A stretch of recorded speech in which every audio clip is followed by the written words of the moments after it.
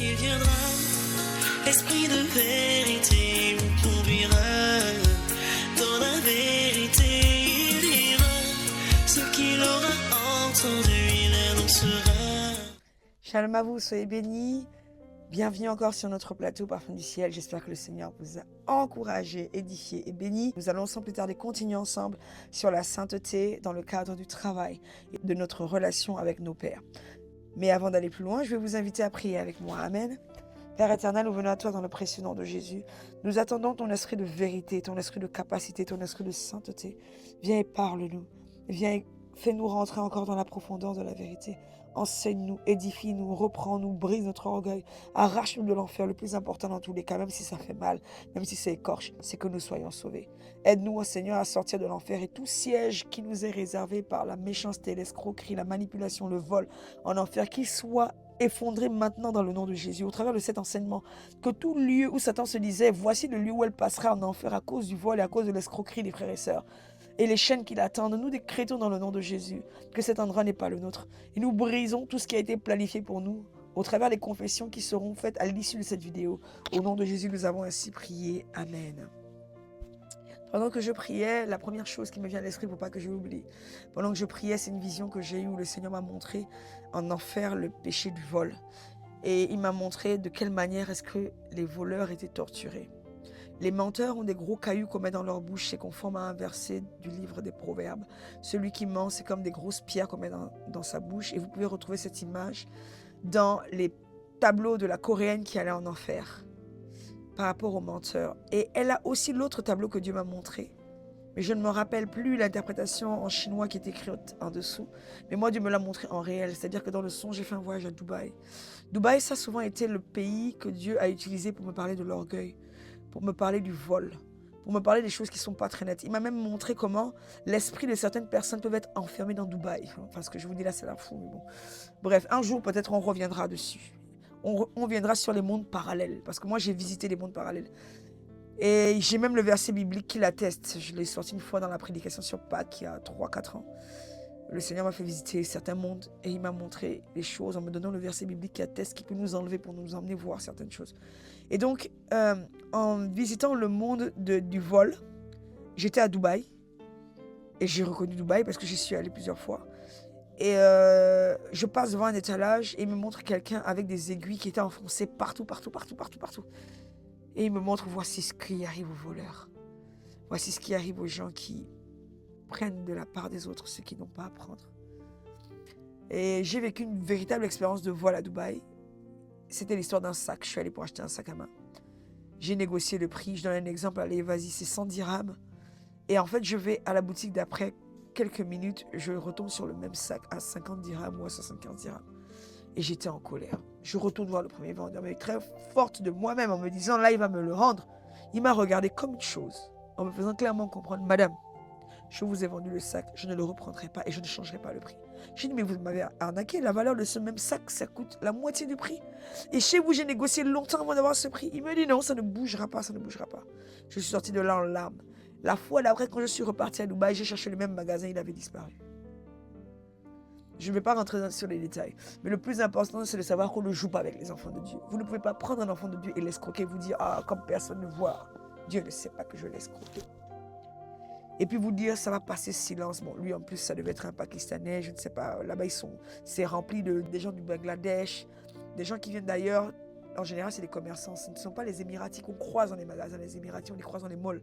Mais dans les magasins comme ça, les petits shops de vente, c'est des gens d'ailleurs. Et donc, le monsieur, il m'a escroqué très, très, très bien. Et mon guide me dit, et ça lui a échappé, il dit de toutes les façons, nous à Dubaï, parce que mon guide est musulman, il dit de toute façon, nous à Dubaï, on fait des incantations pour appeler l'argent. Donc en fait, quand toi, tu prends ton avion pour arriver jusqu'à Dubaï, ils ont déjà fait des prières de sorte que, avant que tu ne montes dans l'avion, on t'appelle avec ton argent, on dit viens avec ton argent, viens avec ton argent. Et vous savez ce qui se passe quand on est à Dubaï? Moi, tous mes voyages à Dubaï, c'était pareil. Je passais mon temps à Western Union. Pourquoi? J'arrive et je veux tout acheter. Et comme je veux tout acheter, je vais passer mon temps à Western Union, je vais commencer à chercher les gens qui me doivent de l'argent. S'il te plaît, je suis à Dubaï, est-ce que tu peux me envoyer tel argent que tu me dois? Parce que je veux ça, je veux ça, je veux ça. Il y a comme un esprit de convoitise qui va monter et vous aurez envie de tout avoir. Parce que votre mentalité, ça va être tout est moins cher, tout est moins cher, tout est moins cher. Là où vous achetez les chaussures à 50 € la paire, là-bas, ça va être 5 €, 3 € la chaussure, 2 €. Vous allez dire, oh, ma mère et moi, on a des magasins. Des c'est 17 c'est notre mall favori. Quand on s'assied là-bas, on connaît les boutiques par cœur. On s'assied là-bas, on met le gros panier comme ça. Regardez l'altitude. On était déjà chrétiens, hein, mais là, je me rends compte qu'on se comportait comme des païens.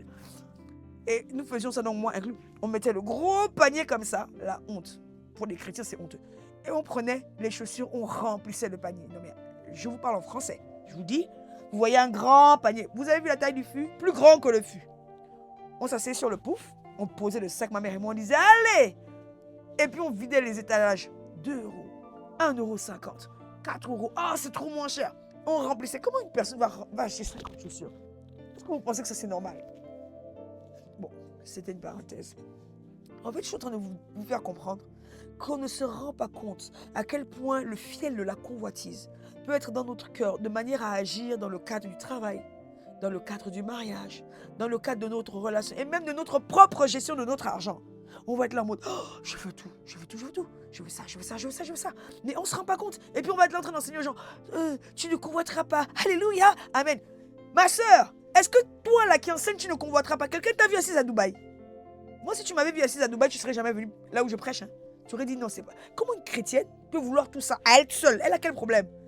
C'est-à-dire que j'allais chercher la chaussure avec le sac à main assorti, avec le tailleur assorti. On ne sait pas que là, j'ai un petit problème de besoin de délivrance. Bon, il faut avouer, moi je raconte ma vie. Je ne suis pas en train de parler des autres servantes de Dieu, je parle de moi. Je l'ai fait et je m'en repens.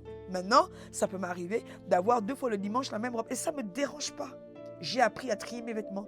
J'ai appris à enlever le superflu. Vous savez, Dieu, elle est tellement loin. Dieu m'a dit, hé, toutes tes valises là, tu vas enlever, tu vas trier les affaires. Et il m'a dit, tu sais quoi, quand on aura besoin, je suis assez grand pour pouvoir. S'il vous plaît, j'ai pleuré. Le Seigneur m'a dit, prends tout ce qui est le superflu dans ton armoire et tu vas donner à Emmaüs. Emmaüs en France, c'est là où on offre les choses. Ils vont ensuite les revendre pas cher ou les donner aux pauvres en fait. En fait, c'est des chrétiens qui ont créé un organisme pour récupérer les affaires que les gens ont en trop. Quand vous déménagez et que vous n'arrivez pas à vendre, vous devez vous débarrasser. Donc, quand vous voulez tout simplement offrir, on donne à Emmaüs. Alors là, je peux vous dire que c'était dur. Mais vous avez vu quelqu'un lutter pour les habits? Moi, j'ai lutté pour les habits. J'étais là en train de dire non, pas tel costume, pas tel tailleur. À l'époque, j'avais beaucoup de tailleurs, surtout les pantalons. Je dis Seigneur, pas celui-là, j'aime trop. Et s'il vous plaît, là où j'abuse, c'est qu'il y avait des vêtements que j'avais jamais portés. Hein. Je ne sais pas si vous comprenez la profondeur de ce que je suis en train de dire. Nous sommes parfois charnels à un point que nous accumulons plein de choses et parfois, ça fait 5 ans que c'est dans ton amour, tu ne l'as jamais mis. Tellement que ce n'est pas nécessaire. Et pourtant, dans toutes les chaussures, il y en a 2 là, tu les mets tout le temps. Et il y en a d'autres, mais tu ne veux pas les offrir, tu ne veux pas les partager, tu veux juste les garder. C'est que de la convoitise. Mais le jour où tu meurs, tu amènes ça où? Marcelo a dit, en larmes dans une vidéo, en tout cas, je ne me rappelle plus s'il pleurait ou pas, mais je sais que moi, ça m'a affecté. Il a dit, voilà, ma femme est partie. Je regarde son armoire. Toute la penderie avec les vêtements, elle n'a rien emporté. Ça m'a fait comme un boum dans le cœur. J'ai dit, oh, c'est vrai. Imaginez cette femme, 20 ans de ministère, je ne sais pas combien d'années de ministère ils ont eu. Et chaque culte, il fallait qu'elle ait une tenue différente. Vous imaginez à quoi ressemblaient ces dressings? Parce que les gens te regardent. Et j'ai décidé que je ne veux pas être comme ça. J'ai dit, Seigneur, je ne veux pas être comme ça. Apprends-moi, comme Jésus, à vivre avec le nécessaire. À ne pas être là en train de collectionner des choses que je n'emmènerai pas au ciel. En plus, je vais mettre mon argent dedans. Je vais dépenser. Ce même argent aurait pu aider un frère, une sœur, aurait pu bâtir un business, aurait pu faire quelque chose de constructif. Et puis on est là, tellement on est dans la convoitise. Vous voyez que l'un et l'autre sont liés. On va avancer. Parce que l'enseignement est tellement dense qu'on ouvre des parenthèses régulièrement. On revient sur le cadre du travail. On ne peut pas faire ce qu'on veut avec le travail. Sachez que si vous êtes au travail et que vous passez votre temps à lire votre Bible, moi je l'ai fait, donc je vous parle de choses que j'ai fait. En fait, vous volez à votre patron. Vous pouvez lire votre Bible dans le cadre de la pause. Vous pouvez lire votre Bible, break, coffee time, à midi, quand vous êtes censé aller manger. Vous pouvez lire votre Bible quand il y a à 16h, il y a un petit moment où les autres vont fumer, etc. Vous avez 15 minutes, 30 minutes. Mais en fait, l'heure où vous auriez dû être sur l'ordinateur, en train d'être en clientèle, en train de passer des coups de fil, vous ne pouvez pas lire la Bible à ce moment-là. Vous volez le temps à votre patron. Vous ne pouvez pas non plus prendre des choses en cachette, les impressions en cachette, les stylos en cachette, on en a parlé la semaine dernière, et même, je crois, dans des enseignements avant. Pourquoi? Parce que, comme m'a dit le Seigneur, il m'a fait comprendre, pourquoi tu imprimes quand le patron ne te voit pas? C'est parce que tu sais au fond de toi que tu fais mal. N'est-ce pas? Parce que si au fond tu étais sûr de toi, tu imprimerais devant le patron. Tu imprimais Genèse chapitre 1, prière contre la pauvreté. J'imprime, il te voit imprimer, puis il te dit, tu imprimes quoi là? Ben, j'apprends les prières contre la pauvreté. Si vous étiez si sûr de vous que vous ne voliez pas, vous l'aurez fait devant lui. Mais pourquoi vous attendez qu'il sorte du bureau et quand personne ne vous voit pour être là en train d'imprimer? C'est parce que vous avez la conviction au fond de vous qu'il y a quelque chose dans l'acte que vous êtes en train de poser qui n'est pas juste. À ce moment-là, vous êtes en train de voler à votre patron. Je bénis Dieu parce que je n'ai pas trouvé de verset biblique qui dit que si je ne prie pas la dîme de la journée, Dieu va m'envoyer en enfer pour ça. Gloire à Dieu. Nous savons qu'on doit calculer la dîme de tout. La dîme du temps, la dîme de l'argent, la dîme des revenus, la dîme des moutons, la dîme des cotons pour donner à Dieu. Mais combien de fois nous avons volé Dieu? Combien de fois nous avons donné à Dieu les restes? Et je précise, au lieu de donner les 10% de la première partie de mon argent, je fais d'abord toutes mes dépenses, je me lâche. Et puis ensuite, je recalcule le montant, je le donne à la fin. En fait, Dieu est mon reste, quoi. J'ai donné aux autres en priorité, j'ai acheté mes agendas, j'ai acheté je sais pas quoi, j'ai payé mes factures. Et puis Dieu était en dernier. Il faut aussi ne pas voler à Dieu. Il dit lui-même dans le livre de Malachie, quand vous emmenez les offrandes vers moi, ne me donnez pas ce qui est boiteux, ne me donnez pas ce qui a un œil borgne, ne me donnez pas ce qui est handicapé, parce qu'en fait c'est du mépris. Vous m'appelez Père, quel est l'honneur qui m'est dû? Vous me volez dans les dîmes et dans les offrandes. Bon, après ça aussi, c'est l'objet d'un autre enseignement. La manière de donner à Dieu. De la même manière, vous êtes avec un patron, vous devez l'honorer et ne pas prendre des choses dans son dos, ne pas voler son temps, ne pas voler de son matériel, ne pas voler les petits gâteaux au travail et les mettre dans la poche. Ça vous parle, ça? Ah, c'est la pause. Si on vous dit au travail, vous êtes en jeûne, vous avez le droit de ramener votre petit goûter qui vous a été offert, c'est normal. Mais vous ne pouvez pas travailler parce que ça a été le cas d'une femme à l'église, elle l'a fait. Elle allait au travail, elle volait les produits ménagers pour venir nettoyer l'église. Il a fallu que Dieu nous interpelle pour dire ça ne passe pas. Et puis on ne comprenait pas. La maman est gentille, on dit mais maman aux toilettes, c'est quoi le truc? Oh non, ça va. Et puis mon mari insiste, non, il y a un truc. Si Dieu me parle, c'est qu'il y a un truc qui ne va pas. Il dit, mais comment ça se fait le ménage, les produits, je donne l'argent. Elle dit, non, je ne prends pas de ton argent. Elle dit, comment ça, tu ne prends pas de mon argent? Elle dit, je ne prends pas l'argent de l'église. En fait, moi-même, je bénis l'église. Elle dit, mais comment ça, tu bénis l'église? Elle dit, ben, je prends les produits au travail. Et là, il comprend tout de suite. Il dit, mais en fait, tu prends sans demander. Elle dit, mais oui, je suis ancienne, donc je me sers. Il dit, mais c'est du vol. Vous voyez là, elle avait une bonne intention. Ne pas toucher à la charge de l'église, à l'enveloppe de l'église pour faire des achats. Mais elle vole à son patron pour venir donner à Dieu. Dieu n'a pas besoin qu'elle vole pour lui. Et donc dans le cadre du travail, nous devons être convenables. Nous ne devons pas pendant les heures de travail faire tout et n'importe quoi.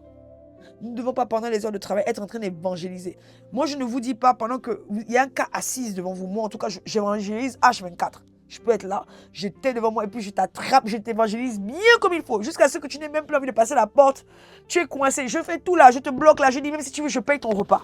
Je te paye le transport, mais tu rentreras après, en même temps que moi. Quand on va sortir la porte, là, on sortira ensemble. Mais je vais te tenir là pour te parler de Jésus jusqu'au bout. Ça, ce sont les choses que j'ai osé faire. Et Dieu m'a fait grâce très vite d'être à mon compte. Parce qu'à mon compte, je peux faire ce que je veux. Je ne vole à personne. Mais vous êtes quelque part où vous êtes payé pour travailler de 8h à 17h. Avec une pause de 12h à 13h. Vous pouvez, pendant le travail, dire voilà, Jésus, nanana. Ah oui, vous arrêtez un petit peu. Mais laissez l'ordinateur. Et puis vous êtes là, vous allez karabababa. Vous évangélisez pendant. Devant Dieu, ce n'est pas juste. Oui, à un moment, vous pouvez libérer une parole. Mais vous ne pouvez pas dire oh, mais comme c'est pour l'œuvre de Dieu, Dieu me comprend. Et vous prenez votre sac. Vous passez toute votre journée en balade. Et puis à la fin du mois, vous êtes payé pour la journée pointée alors que vous n'étiez pas au travail. Je peux vous parler de choses que j'ai vécues. Parce que moi, mon patron me trouvait dans le bureau avec ma Bible. La TTS. Il arrive et puis il rigole. Hein. Un païen, mais il dit, mais vous avez quel problème? Il dit l'autre. En fait, il avait fait un test. Il est allé volontairement. Il est sorti. Et il ne nous a pas dit combien de temps il mettait dehors. Et en fait, il a mis les caméras. Mon patron, il nous a fait des coups graves. Il nous a mis les caméras et il observait tout le monde. En fait, il était en train d'analyser les caractères de chacun. Donc, quand il est revenu, il nous a tous pris, mais chacun dans son truc. Il a dit, allez, venez vous asseoir là. Et il a commencé à faire le point. Il dit, toi, j'étais pas là. Pendant que j'étais pas là, tu étais sur ton téléphone. En train de faire ça. En fait, il avait même mis la caméra de surveillance sur les Macs. En fait, tous les Macs étaient reliés. Et il avait mis un système de surveillance. Donc, en fait, on ne savait pas qu'il nous contrôlait comme des moutons tous les jours. Et donc, il dit, toi, tu n'as pas fait de bêtises, mais tu lis ta Bible pendant les heures de travail. Je ne savais pas dans quel trou aller me mettre. Et c'était vrai. Donc je m'asseyais, genre, bon, aujourd'hui, il n'a pas de tâche à faire. Je prends ma Bible, je lis. Et il dit, au lieu de te former, de te dire que tant que tu es dans le cadre des murs du travail, tu es dans les... C'est un païen qui m'enseigne. Tu es dans les horaires du travail. Fais ce qui doit te faire grandir dans ce travail. Apprends des tutos, forme-toi, fais des exercices, deviens excellente. Au lieu de devenir excellente, donc il faut quoi? Ou bien j'attendais qu'il me paye une formation à 10 000 balles, il m'envoie à l'étranger. Et là, moi j'ai du temps libre, qu'est-ce que je fais? Je prends ma Bible et je lis. Et là, je vais dire devant Dieu, j'ai été bien, Seigneur. J'ai été obéissante. Je n'avais pas de travail et j'ai pris ma Bible et Seigneur, tu vas être content de moi. Quel content? Mouf! Tu as volé à ton patron. Moi, j'ai volé à mon patron en lisant ma Bible. Mais gloire à Dieu, il m'a repris. J'ai accepté d'être reprise. Mais avec le temps, le Seigneur m'a aidé à accumuler telle chose, telle chose, telle chose. Et puis après, quand je suis devenue chef, j'ai senti la douleur de ce que ça pouvait faire, de se dire je me bats pour mettre du matériel, payer les imprimantes, payer les papiers. Et si ma secrétaire imprime en désordre, mon chauffeur ne respecte pas les horaires, oh, il prend la voiture, il va à gauche, il va à droite, quand il vient, je me rends compte que le carburant est pompé. En fait, il s'est baladé avec la voiture. Mais en fait, il faut que vous soyez à la place du chef pour vous rendre compte de ce que ça peut faire quand on abuse de vous. C'est pourquoi, s'il vous plaît, si vous êtes en poste, n'abusez pas de votre travail. N'abusez pas de votre employeur. La Bible dit que Daniel était irréprochable. On veut l'onction de Daniel, mais qui paye le prix que Daniel a payé? Amen. Proverbe 28, 24. Celui qui vole son père et sa mère, là on sort du cadre du travail, et qui dit ce n'est pas un péché, est le compagnon du destructeur. Moi, je volais les parfums. Je tournais dans son eau. Et la partie du film que j'oubliais, c'est qu'un vrai parfum sent fort. Et quand j'étais petite, j'attendais qu'elle tourne le dos et j'allais au chevet de son lit. Il y avait plein de parfums alignés. Et je pompais les parfums. Mais j'oubliais que quand je vais passer là, tout le monde va sentir l'odeur du parfum. Oh, l'ironie. Quand on vole et puis on vole dans la bêtise. Ou bien mes soeurs avaient les vernis. J'attends qu'elle se retourne, je me cache dans le placard. Et puis je mets le vernis en douce. Mais oh, le vernis, l'odeur seulement. Quand tu vas passer, on saura que tu as volé le vernis. Mais j'ai fait des choses quand j'étais gamine. Je suis qu'au début de la liste. Je volais même pour nourrir les voisins. Bon, j'ai débordé. Moi, si j'étais morte, je serais allée en enfer direct. Donc, je vous parle de quelque chose par lequel je suis passée et ça m'a brûlé comme du fer rouge. Et je trouvais ça bien de voler pour nourrir mes voisines qui étaient pauvres. Je volais les boîtes de tomates, le riz. On allait dans les maisons abandonnées, je leur faisais à manger. Je payais leurs fournitures scolaires. J'étais leur maman. Elles n'avaient pas beaucoup d'argent. Et donc, moi, je dis à ma mère, vas-y, donne-moi encore de l'argent. J'ai dit, je veux encore plus. Elle me donne plus. Et j'escroquais ma mère. Au lieu de prendre le montant que j'ai besoin pour je lui demande le double. Elle me donne le double. Et puis, je prends. Et je lui dis, viens, j'ai économisé pour t'acheter les fournitures. Tu demandes combien le cahier? Et j'étais tellement fière de moi. Je peux vous assurer. Mais quand je passais là, je marchais, je me sentais grande. Je me disais, ouais, j'ai fait une bonne action. J'ai aidé quelqu'un à aller à l'école. Elle allait galérer dans la prostitution. J'ai financé ses études. Je me sentais bien, mais je n'ai pas besoin de voler pour faire ça. J'aurais pu dire à ma mère, tu vois l'enfant de la voisine là, elle n'a pas de quoi aller à l'école. Ça ne coûte que 10 € l'inscription. Et je ne sais pas moi, 7 € les cahiers. On peut prendre un peu de ce que j'ai lui donné, ou est-ce que tu peux payer? Ma mère aurait même donné plus que moi. Et pourquoi j'ai volé? Souvent on vole et puis on se dit qu'on fait bien. On se dit qu'on fait des bonnes actions. Je fais exprès de donner ces exemples, des choses que j'ai vécues. Parce que parfois vous volez à votre patron en vous disant, comment il nous arnaque là, hein? Je fais très bien de prendre mon heure en plus. Je fais très bien de m'échapper puis d'aller à la piscine. Je fais très bien d'aller à tel programme de l'église alors que je devrais être en train de travailler. Vous êtes convaincu qu'en posant cet acte, vous allez poser un acte héroïque devant Dieu. Alors qu'au fond, vous êtes un voleur. Mais Jésus nous aime, ça va aller. Il ne faut pas être escroc dans les prix. Ce qui arrive souvent quand on ne maîtrise pas vraiment les coûts, on a tendance à arrondir au lieu de donner les vrais prix par crainte de se retrouver en déficit. Moi, je l'ai fait. Et je sais qu'une fois, Dieu m'a dit qu'il ne faut pas que je abuse dans les prix. Mais là où ça va beaucoup plus loin, c'est que par rapport au songe dont je vous ai parlé la semaine dernière, dans la vidéo de la semaine dernière, de ne pas abuser des prix. Il n'y a pas longtemps, j'ai signé pour un marché. Et quand j'ai signé pour ce marché, allez, je donne un exemple. Si j'ai mis 3,50 €, j'ai dit, Seigneur, quel est le prix? Et puis j'ai entendu, au lieu de 3,50 €, 5 €. J'ai dit, oh, mais c'est trop cher. Écoutez, au début, j'ai voulu raisonner. J'ai voulu beaucoup raisonner. Après, je me suis dit, ça, insister, j'ai mis le prix. Et même la personne m'a dit en face, oh, mais comment tu peux facturer aussi cher? Bon, j'avais un peu honte. Je ne savais pas dans quel trou aller me cacher.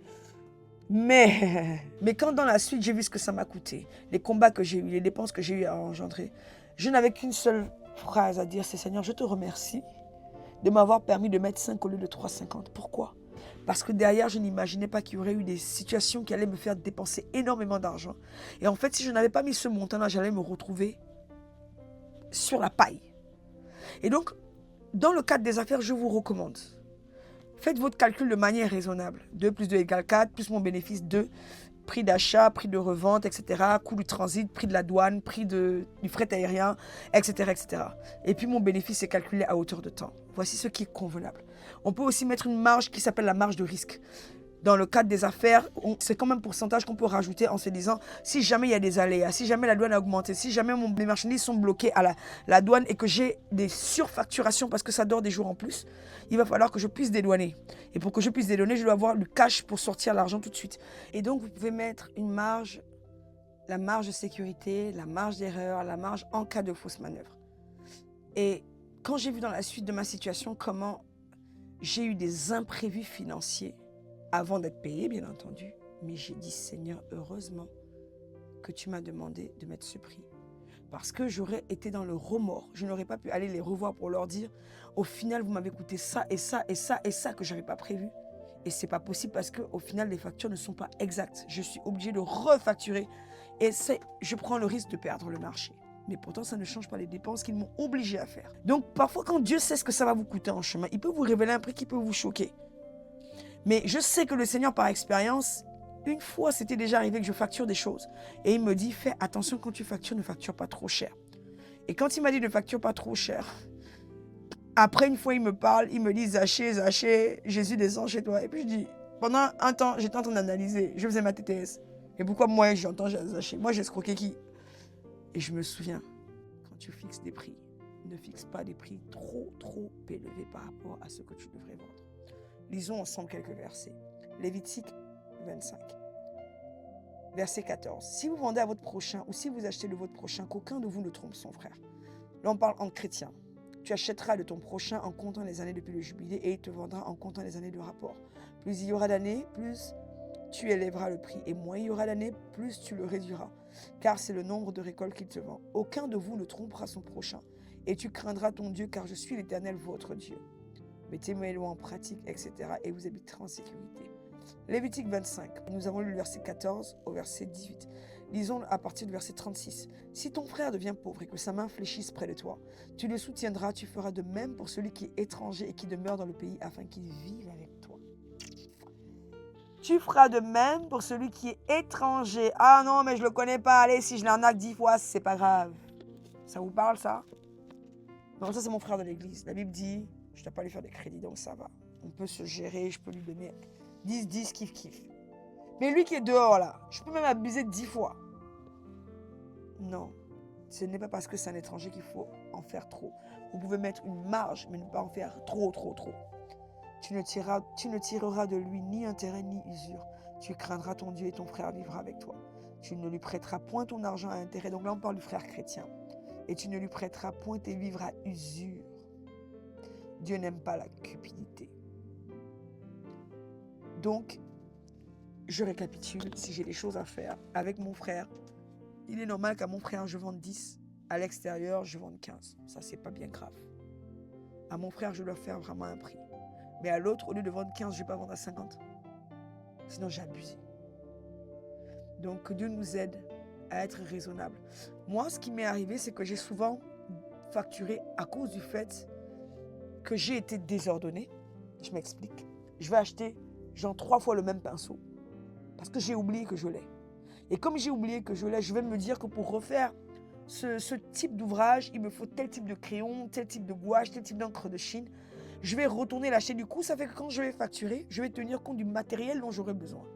Mais ce qui est zinzin, c'est que je me retrouve 6 mois après, en rangeant mon matériel, je me rends compte que j'avais une boîte d'encre de Chine là, une autre boîte d'encre. Je me dis, mais pourquoi je l'ai acheté 3 fois? Ça m'a fait perdre du temps, ça m'a fait perdre de l'argent.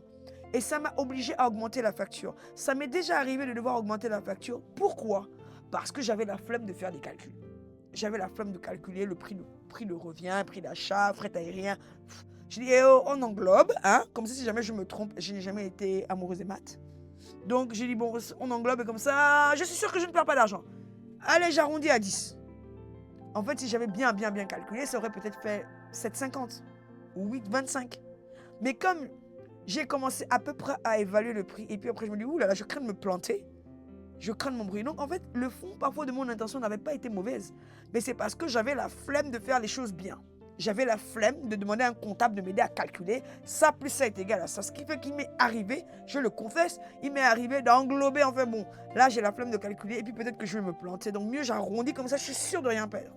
Parce que c'est déjà arrivé que je fasse à perte. C'est déjà arrivé que dans ma extra générosité de maman de Moana, j'offre et je dis ah c'est pas grave. On va faire comme ça et puis ça va revenir. En fait, ça ne revient pas. Ou en fait, je me dis que dans le calcul, je vais m'en sortir parce que dans l'autre, j'ai peut-être gagné. En fait, je calcule mal.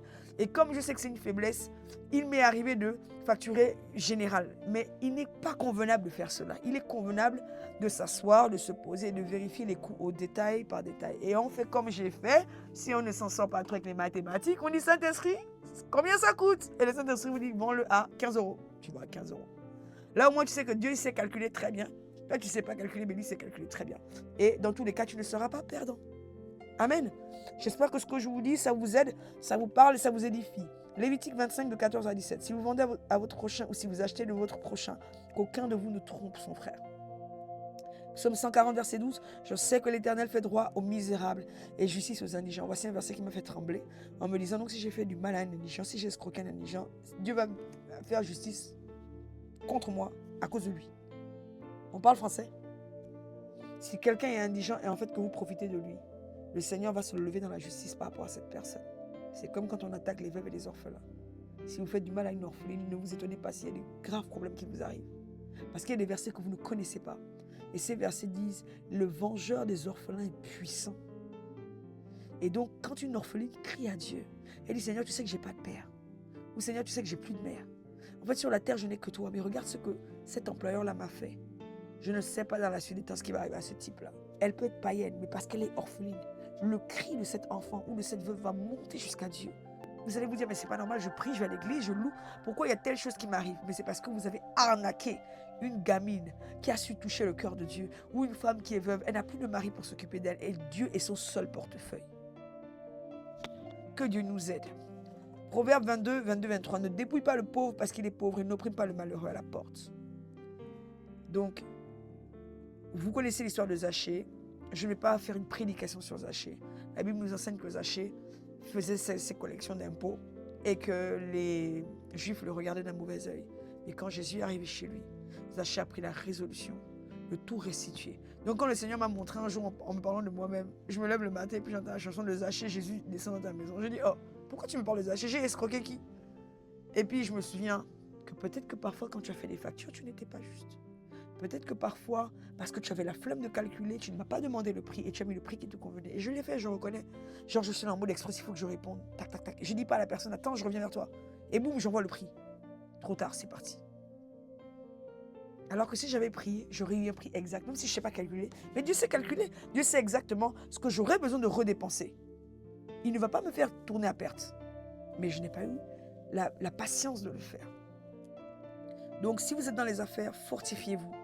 Et essayez de ne pas faire comme Zachée, de ne pas vous dire ah, tant pis, je prends, et attendre que Jésus passe par là pour changer. Si vous écoutez cette prédication, dites-vous, Seigneur, c'est le temps de m'arrêter. C'est le temps de considérer que cette prédication, c'est comme Jésus qui passe dans ma maison.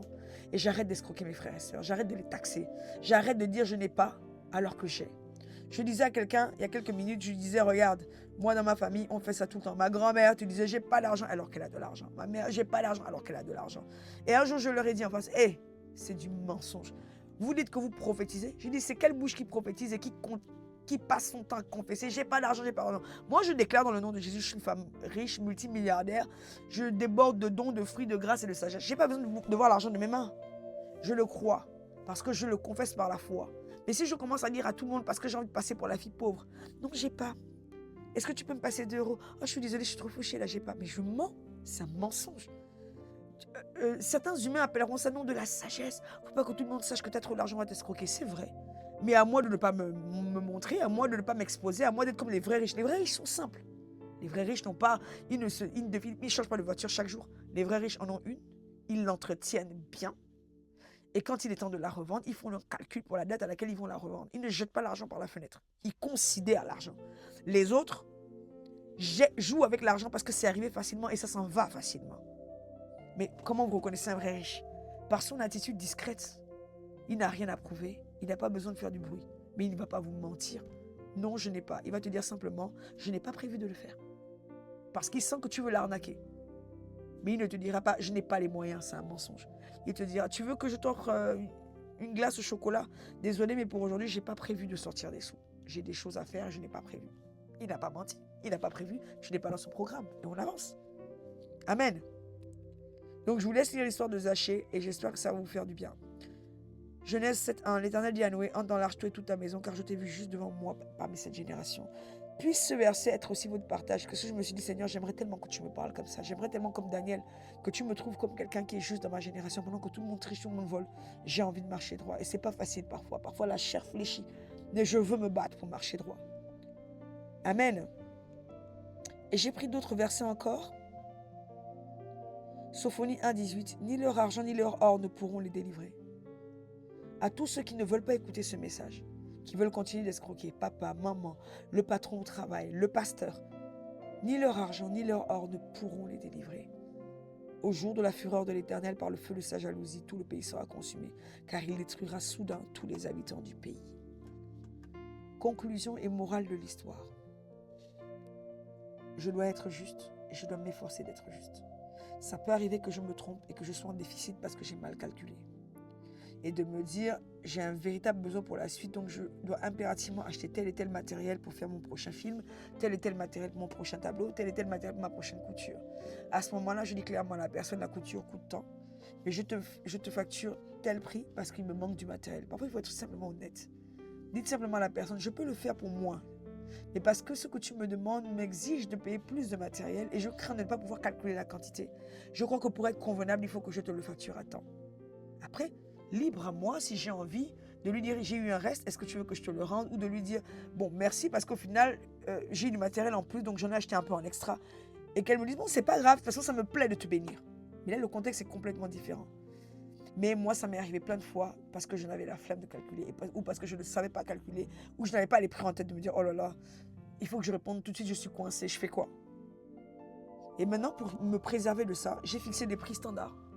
Telle chose à peu près tant. Et imaginez que vous êtes vidéomaker et vous dites à quelqu'un, si vous avez une pub de 45 secondes, ben, de manière générale, 45 secondes coûte 1 000 €. J'en ai un exemple, hein, comme ça.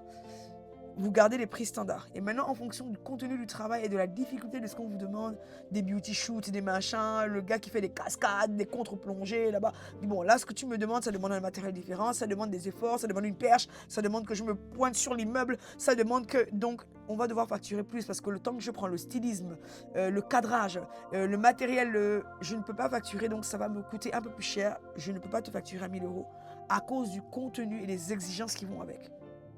Donc c'est comme ça que j'ai réussi à sauver ma life. Du moins je l'espère, je ne suis pas encore arrivé devant Dieu, mais j'espère. J'ai commencé à poser des prix standards en me disant pour ne pas me casser la tête. Telle chose, c'est environ tel prix. Comme ça, maintenant si je mets du matériel délicat, plus compliqué, je dis à la personne, pour ce que tu me demandes précisément, c'est pas comme les autres, ça me demande plus de matériel. Et je donne même les prix, je dis, le matériel que tu me demandes en extra coûte ça, ça, ça. Donc je suis obligée de te facturer tant. Et si elle est d'accord, elle valide. Si elle n'est pas d'accord, elle reste en format simple. Et on avance. Et c'est comme ça que je me protège parce que je me dis, j'ai pas envie que Dieu me traite de Zachée. Je veux bien être le Zachée qui s'est converti. Elle a changé, elle a arrêté d'escroquer, de surfacturer parce qu'elle a la flemme de calculer.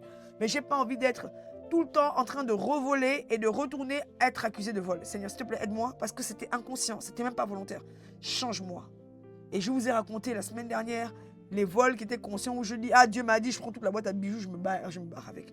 Je vais dans la boutique avec ma copine, on prend un t-shirt. Je vais dans la boutique pour faire la Django. Je voulais voler un bonbon, ma mère m'a attrapé, c'est elle qui m'a vendu. Donc bref, il y a des cas où ça a été conscient. Mais là, je parle des cas de vol inconscient. Vous avez volé à votre patron, c'était inconscient. Parce que pour vous, vous êtes bien TTS, vous disiez votre Bible. Dieu vous agrée. Non, Dieu ne vous agrée pas. Faites les choses bien. Donc j'ai assez parlé, j'espère que vous avez été édifiés, j'espère que vous avez été enseignés, j'espère que vous grandissez au travers de cet enseignement. Nous avons parlé de la sainteté dans un cadre global.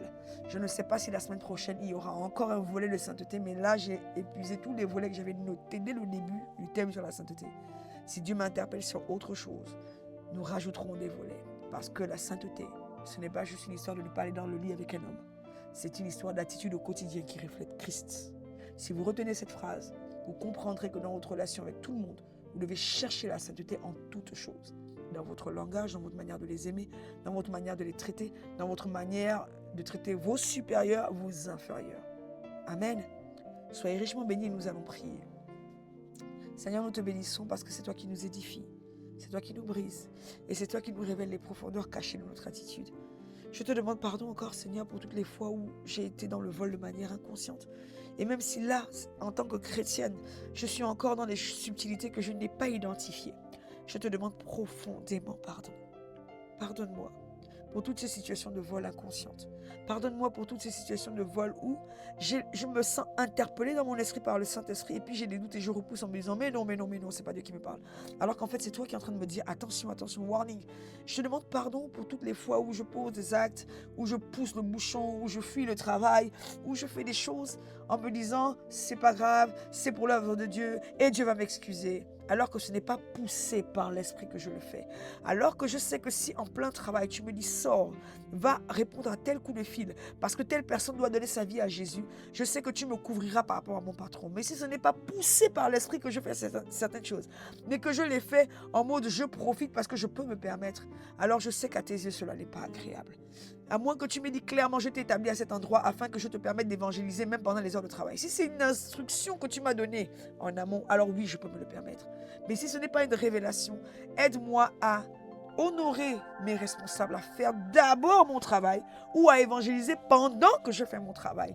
Mais à ne pas voler à mes responsables, à ne pas avoir une attitude qui donne l'impression que je suis une fausse chrétienne, un faux chrétien, une profiteuse, un profiteur. Change mon cœur. Aide-moi à ne pas abuser des autres. Aide-moi à ne pas profiter des frères et sœurs quand j'ai de quoi payer et leur dire, comme disait ma grand-mère, j'ai pas d'argent alors qu'elle en a plein.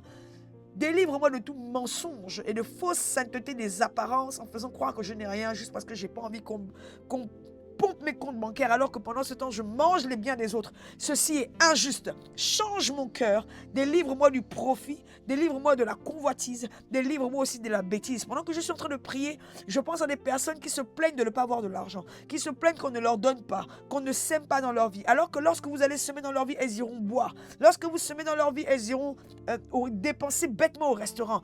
Elles diront, ah maman pasteur n'a pas pensé à moi, ah papa pasteur n'a pas pensé à moi. Mais lorsque le pasteur apprend sur ses statuts WhatsApp qui passe ses soirées dans les restaurants à faire des dépenses extravagantes et la vie de luxe, aucune envie n'arrive dans le cœur de ce pasteur de soutenir ce frère ou cette sœur.